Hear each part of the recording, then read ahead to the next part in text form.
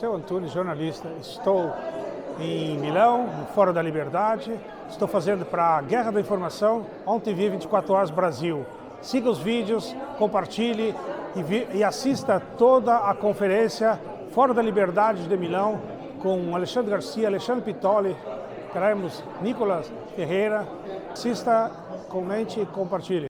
André Rebouças, o brasileiro não sabe. E hoje, quais são as nossas referências, né? Que o jovem tem de referência do passado. Ele olha para trás e vê o quê? Ele não vê nada. Ele não conhece nada. Então ele tem que olhar para o quê? Para a atualidade.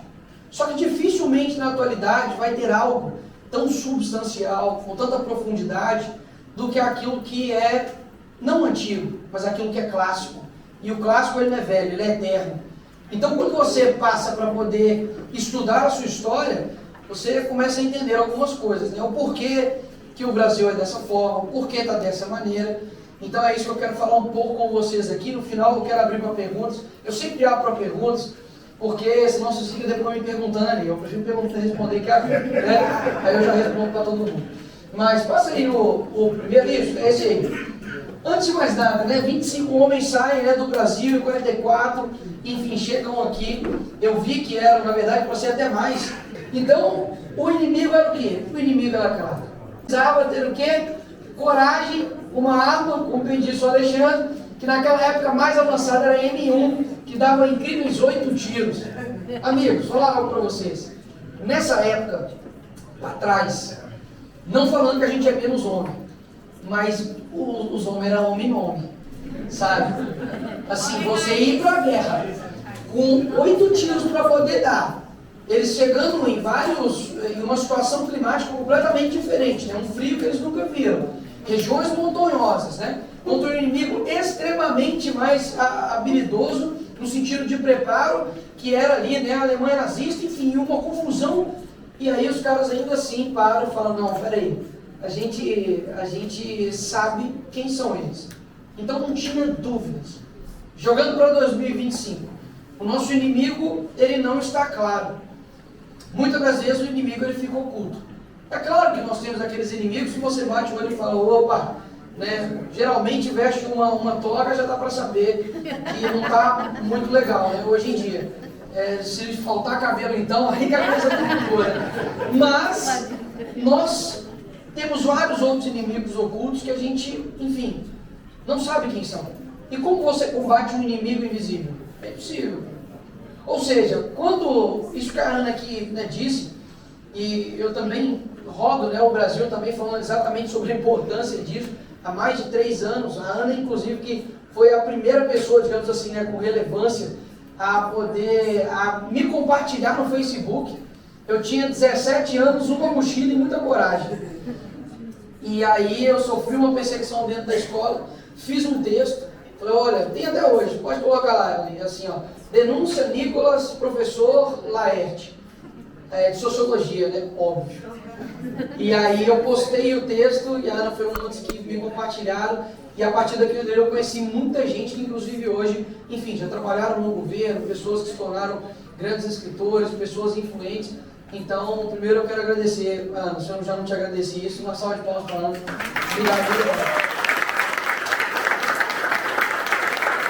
Eu vou comentar mais essa história no final dos slides.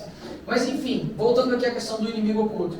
Muitas das vezes a gente foca muito, né, somente, como a Ana disse, em questões políticas, sendo que na verdade nós temos inimigos no nosso dia a dia muito mais próximos.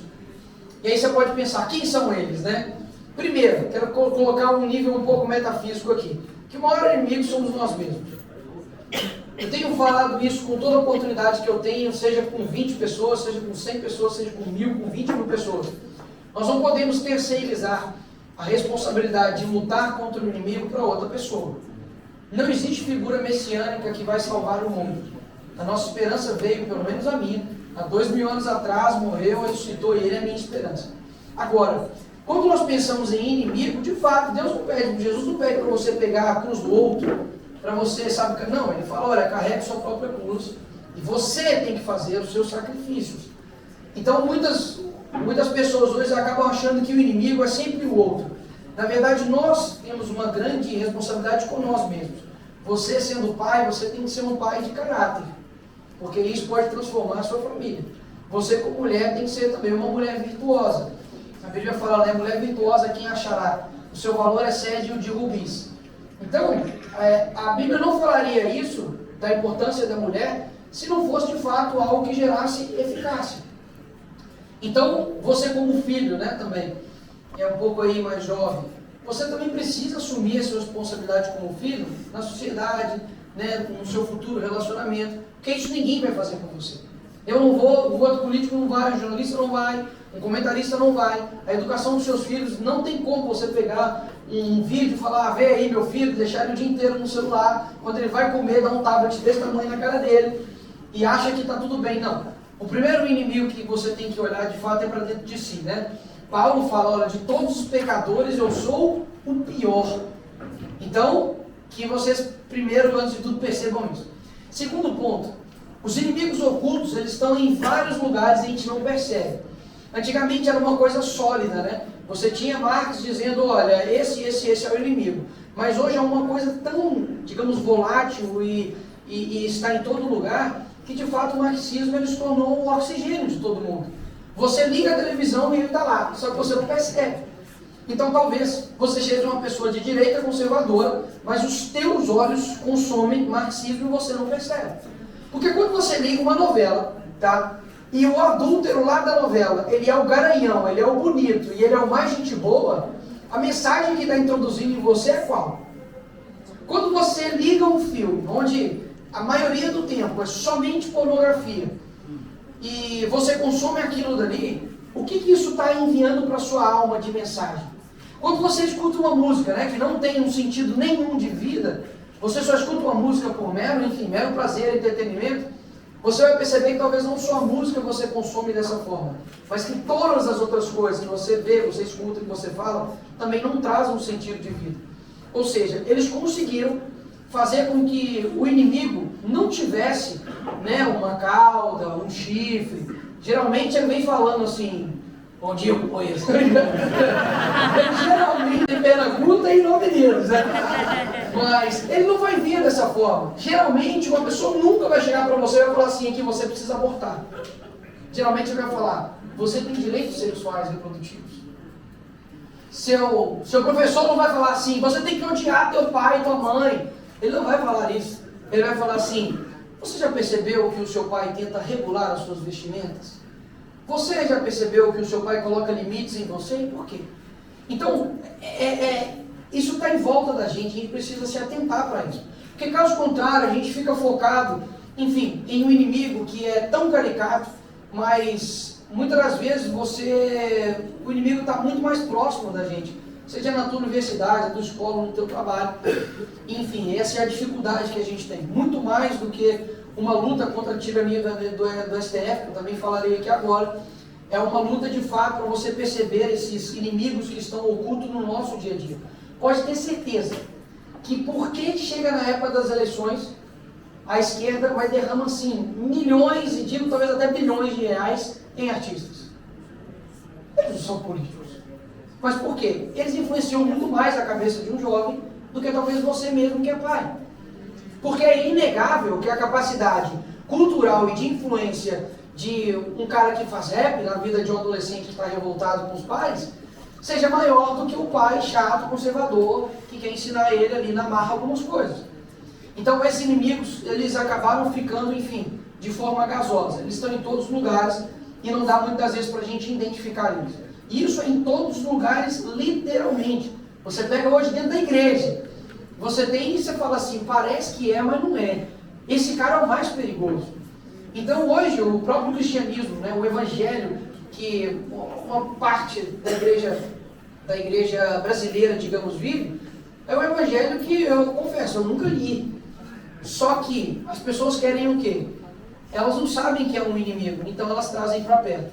Então é claro, esses soldados eles tinham inimigos, mas eram inimigos claros. O mais poderia ter ali, né, um certo tipo de camuflagem, mas eram inimigos claros, bem declarados, você sabia quem eles eram e principalmente você sabia como combatê-los. Aí vem um segundo ponto sobre o inimigo estar oculto e a dificuldade de combatê-lo.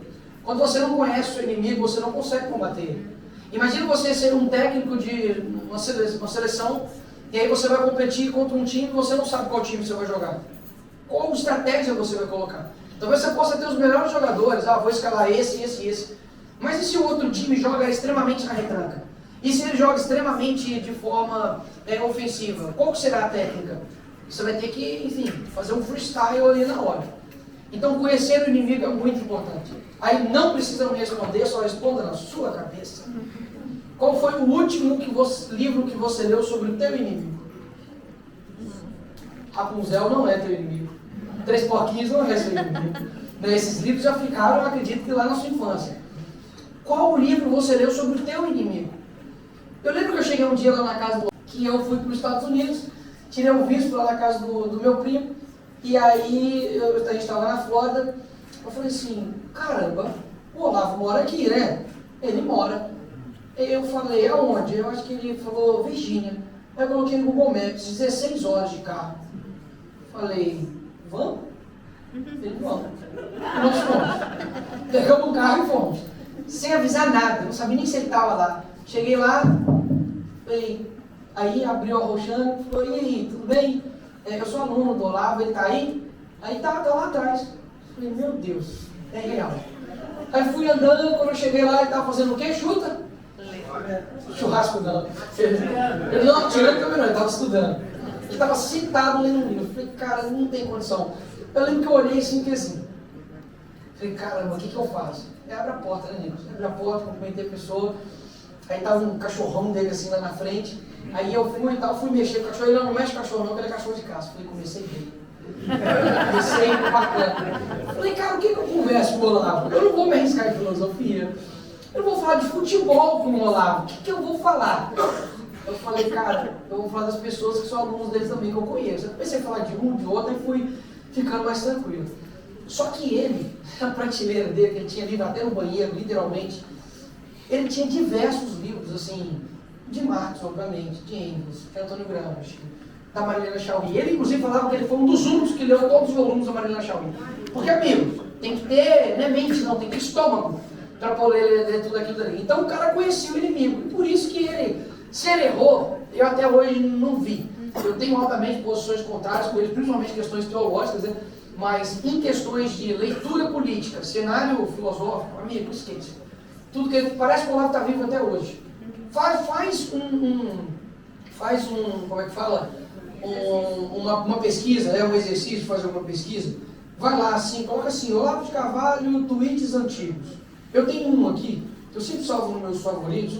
Aí vocês vão me falar se isso daqui não aconteceu, ou enfim, ou não está acontecendo. Presta atenção. O óbvio dos óbvios. Uma democracia não pode ser instaurada por meios democráticos. Para isso, ela teria de existir antes de existir. Nem pode, quando moribunda, ser salva por meios democráticos. Para isso, teria de continuar saudável enquanto vai morrendo. O assassino da democracia leva sempre vantagem sobre os defensores dela. Ele vai suprimindo os meios de ação democráticos, e quando alguém tenta salvar a democracia por outros meios, os únicos possíveis, ele o acusa de antidemocrático. É assim que os mais pérfidos inimigos da democracia posam de supremos heróis da vida democrática. Ele escreveu isso aqui em 2021. É literalmente o que acontece hoje. Qualquer medida que você vai tomar contra a antidemocracia é considerado o quê? Antidemocrático. Então a gente não tem saída, só que ele já falava a respeito disso. Enfim, estudem a respeito dos seus inimigos, até mesmo para entendê-los, porque caso contrário é muito difícil você combatê-los sem entender quem são. Passem o próximo para mim. Não. Tá bom. E Monte Castelo, não sei se você sabe, mas foram 4 tentativas frustradas até a vitória. Até eles conseguirem de fato tomar aquele lugar. Primeiro ponto. O exército brasileiro aqui não perdeu nenhuma batalha. Foram exitosos em todos, mas teve frustrações no meio do caminho. 4 tentativas frustradas, mas ganharam depois todas, enfim, as batalhas. Um ponto interessante. Eles continuaram até ganhar, não perderam, mas tiveram tentativas frustradas. E, enfim, hoje nós estamos aqui exatamente por conta deles. Quantas eleições a direita perdeu no Brasil? Uma. Vai, 2018 nós vencemos, perdemos agora 2022. Perdemos uma. Teve gente que desistiu. Teve gente que chutou o balde. Eu lembro que eu fiz um vídeo, vídeo, eu falei, gente, peraí. A pergunta que eu mais escutei foi, Nicolas, ainda tem esperança? Nós podemos ainda ter fé? Porque o que nós vamos fazer agora? Eu falei, amigo, o que a gente sempre fez, continuar. Sabe? É igual a Dory no Procurando Nemo, né? É isso. Eu falei, mas não estou entendendo. A nossa vida não pode ser movida por circunstâncias eleitorais. Caso contrário, você está dizendo que se ele ganha, eu ganho. Se ele perde, eu perco. Como assim? Você não continua tendo sua família, não? Você não continua tendo a sua voz, você não continua tendo a sua força? A sua virtude vai embora quando o político perde? Peraí, eu não estou entendendo. É claro que bate um desânimo. Porque, poxa, perder em uma briga justa, tudo bem. Agora, perder por um bandido, condenado em 3 instâncias, por corrupção passiva, lavagem de dinheiro, que não destruiu somente a economia desse país, mas a moralidade desse país, que tinha diversas alianças com ditadores, mas não podia falar na época da campanha, né? Senão tomava multa. Eu, inclusive, tomei multa, porque eu falei que o Lula era simpático ao aborto. Simpático, hein? E aí tomei uma multa, né? Ou seja, você perder para esse cara realmente dói. Só que, peraí, esses caras aqui, eles também perderam, de certa maneira. Mas a consistência deles fizeram eles ganhar. Por quê? Os bons muitas vezes não são ganhos, os bons eles não são derrotados por conta da força do mal, mas por conta dos desânimos deles mesmos, por causa da falta de coragem deles mesmos. Nesse meio do caminho, de 2018 para cá, seja sincero, você lembra de alguma pessoa que era assim, muito, ia para a rua, ia para manifestação e hoje não vai mais? Eu conheço várias pessoas. Eu conheço várias pessoas que assim, não, eu iria, mas agora eu posso falar, eu não vou mais. Eu não tenho ânimo mais. Ou seja, ao longo do caminho, os soldados vão ficando desanimados, porque muitas vezes a gente está muito focado em atacar o inimigo, mas esquece de fortalecer a tropa. A gente precisa fortalecer os que estão conosco, sejam jornalistas, comentaristas, humoristas, deputados, políticos, qualquer pessoa. Só que a gente está tão focado aqui, que a gente esquece que o conservador não luta só pelo que está na frente dele, mas principalmente pelo que está atrás dele. Então, ou seja, as frustrações vão existir, mas a gente precisa continuar. E por que isso? Porque nem sempre a vitória, aqui no caso, óbvio, né, foram vitoriosos em todas as batalhas, mas nem sempre a vitória, me entenda, é só o que importa. Porque até mesmo a derrota pode servir de fortalecimento ou de exemplo para que aquilo dali nunca mais aconteça. Por exemplo, a gente lembra das histórias bíblicas, né? Você pega ali João Batista. João Batista, que inclusive a esposa, né, de Herodes está na sua capa, não é? É dela mesmo, né? Está na capa do livro da Ana, Feminismo, Perversão e Subversão, que está com a cabeça, né, de João Batista numa bandeja. Por quê? Porque ele estava falando contra Herodes na época, né, que era o governador, e aí, por questões políticas, a mulher dele pediu a cabeça de João Batista. Eu não tenho dúvida que na época alguém falou assim, João Batista, pega leve. Você vai ser preso. João Batista, você é muito polêmico. Você vai ser morto. E o que aconteceu? Ele morreu mesmo. Ele morreu. Porém, não tem ninguém que ficou vivo. Por quê?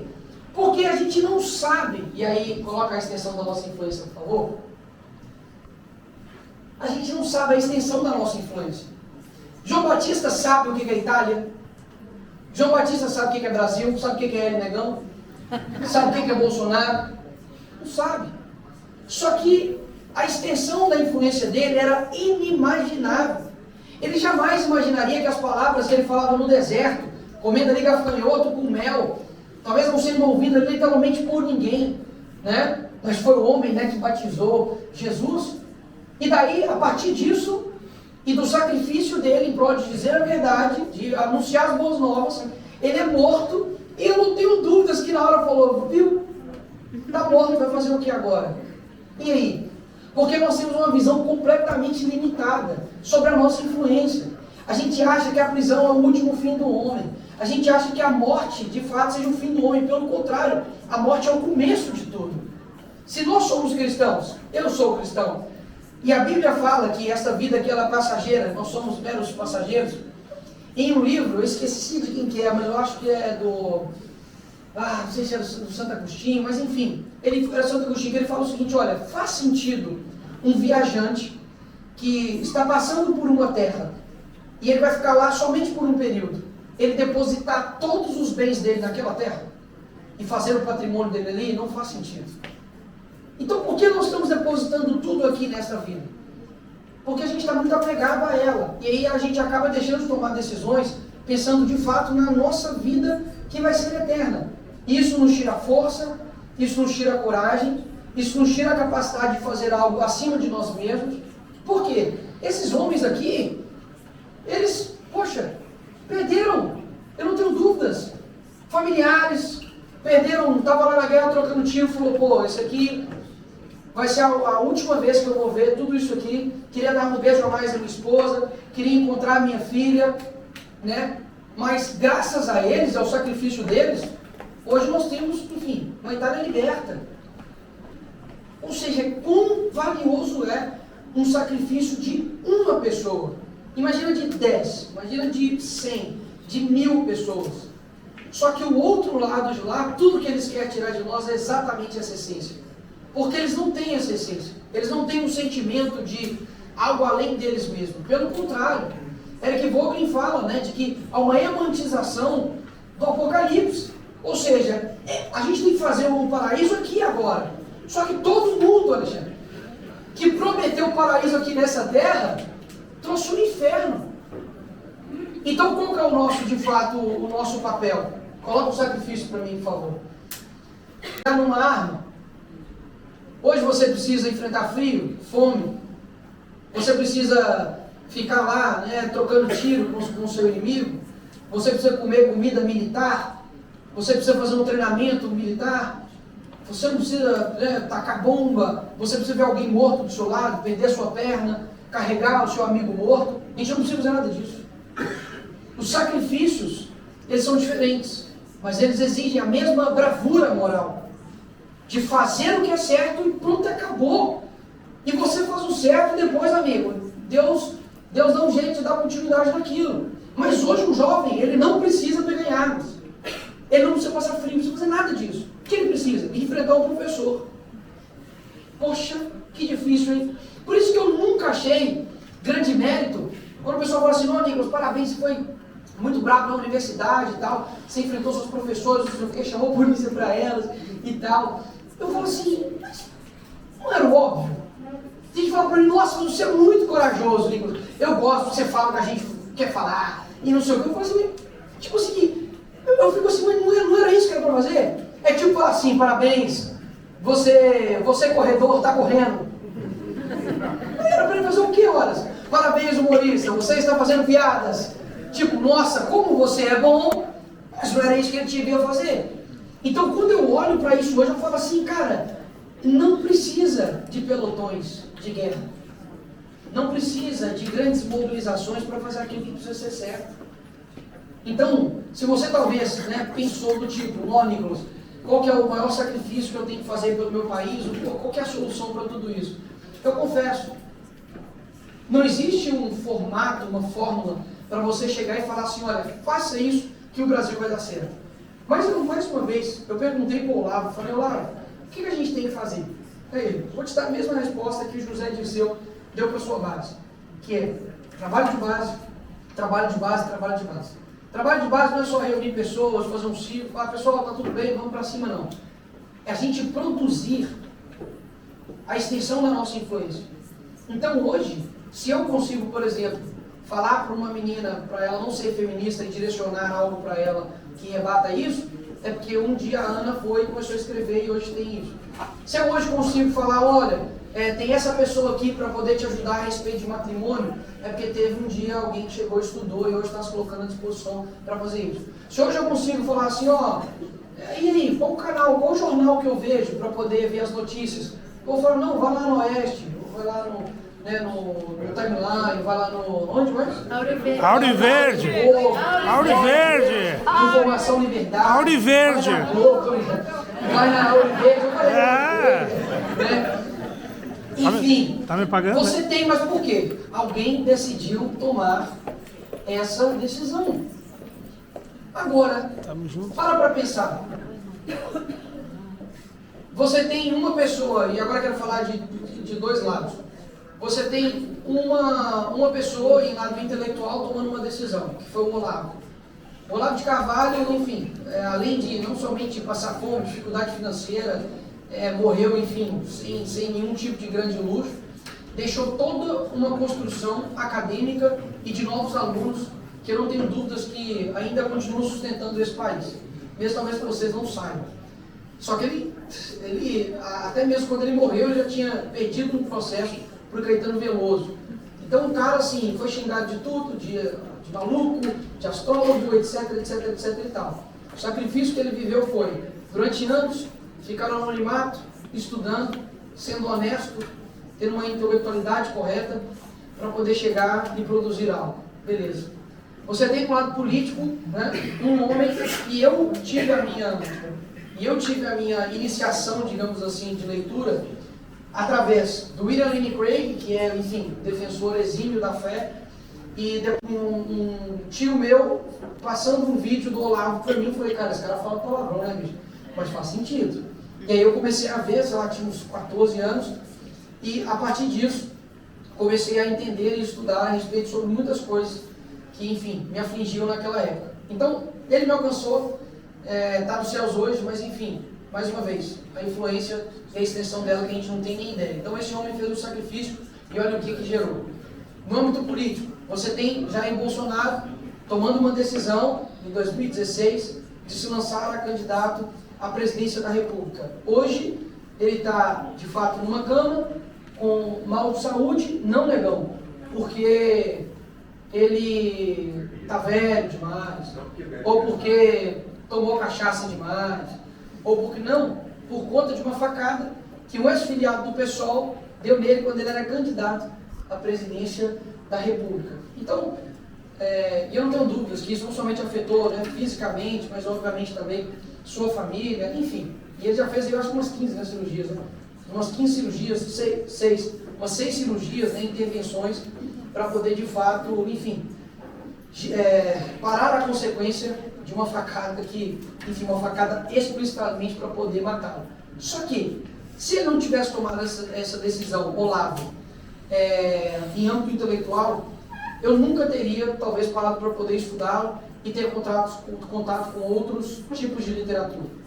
Se o Bolsonaro não tivesse tomado a decisão dele lá em 2016 de nos inspirar de forma corajosa, né? A soldado que vai à guerra não tem medo de morrer, a gente não teria vivido algo como, por exemplo, as motocicletas, né? Poxa, isso no mundo eu nunca vi algo igual. Você não teria, por exemplo, o Lula sendo chamado de ladrão no Jornal Nacional. Mentiroso, ladrão. Satisfatório, amigo. Eu estava comendo pipoca, finalmente. Você não teria visto um homem falar, olha, só você não matar, não roubar, não estuprar, não cometer latrocínio, que tu não vai para lá, acabou. Da vida toda, nós vamos ficar passando moral para eles? Tem que ser e acabou. Cara, aquele dia eu me tornei um bolsonarista. Falei, caramba, velho, o que esse cara está falando faz sentido. Então, uma decisão que nós tomamos, ela impacta muito. E hoje não é exigido de você ter um treinamento militar, de você, enfim, matar literalmente pessoas, de você, enfim, ter um preparo físico, de você viajar para outro país, ficar distante da sua família. Mas existem né, sacrifícios visíveis e invisíveis que nós fazemos, que impactam muito. Hoje mesmo, quando eu estava vindo para cá, saí do hotel, tinha uma moça, esqueci o nome dela, o nome era difícil, Zaira, né? Zaira. Eu fiquei com Zara na cabeça. Quase sentei, Zaira. E ela veio de onde mesmo? Ela veio da França, falou, eu vim da França só para te ver. Meu marido falou que era loucura, não sei o que mais, eu vim aqui, só quero te ver, com os olhos cheios de lágrimas, falou, muito obrigado, que o meu marido chama você de um bom garçom, né? Um bom menino, e enfim, vai ser não sei o que e tal. Eu falei, poxa, obrigado. Esse era pra você? Ah, tá. Eu falei, uai, o que parece? Aí, Eu falei, meu Deus, a Zara deve ser um anjo, então ela tá aqui agora saindo para a espiritual. Aí ela falou isso e tal, eu falei, cara, eu vim, gente, de uma favela chamada Cabana do Pai Tomás, em Belo Horizonte. É esgoto a céu aberto, é tiro depois da escola, é bandido fugindo na laje, sabe? Enfim, educação extremamente precária, é tráfico de drogas ao ar livre. Então essa é a minha realidade. Eu ia imaginar que algum dia eu queria viajar da França para poder vir aqui na Itália, né, que eu nunca pisei aqui, para poder, enfim, me encontrar. É algo que você para e pensa assim, isso vale a pena. Por quê? Porque mesmo, e eu disse isso recentemente e repito, mesmo que, óbvio, você não vai buscar o sofrimento, porque isso seria antinatural. Paulo não buscava a prisão, né? Assim como também João Batista não buscava a morte. Mas isso foram consequências das escolhas deles. E isso eu tenho em mente, no meu coração, e não tenho dúvidas, que várias pessoas também em volta de mim têm. De que sim, a gente pode ser preso. Sim, alguém pode cometer algo contra a minha família, contra a minha vida, isso pode acontecer. Mas, isso quer dizer que isso não vale a pena? Pelo contrário, não é a dor que dá sentido à nossa vida? Não é o sofrimento que dá sentido à nossa vida? Se você acha que não, lê um livro que chama Em Busca de Sentido, de Viktor Frankl, e você vai ver que as pessoas que mais tinham noção de algo, né, de um sentimento maior do que eles mesmos, eles aguentavam o sofrimento com muito mais, enfrentavam, né, aquele campo nazista com muito mais força do que os demais. Então, o que eu chamo hoje, assim, os senhores a, enfim, a refletir e sair daqui, de primeiro, conhecermos a nossa história, conhecermos os nossos inimigos, saber como combatê-los, saber que os sacrifícios são diferentes, mas demandam a mesma bravura moral, ter o completo entendimento de que a extensão da sua influência, ela pode, enfim, chegar em patamares gigantescos. Ah, não, bota o cara aí rapidão só para acabar. Então, eu esqueci dele, né? A cobra está fumando, né? Porque falava que era mais fácil o Brasil, era mais fácil uma cobra fumar do que o Brasil entrar numa guerra na Europa. E aí, esse cara aqui foi, enfim, e colocou a cobra está fumando, porque, enfim, o Brasil entrou. Alguém sabe o nome desse cara aqui?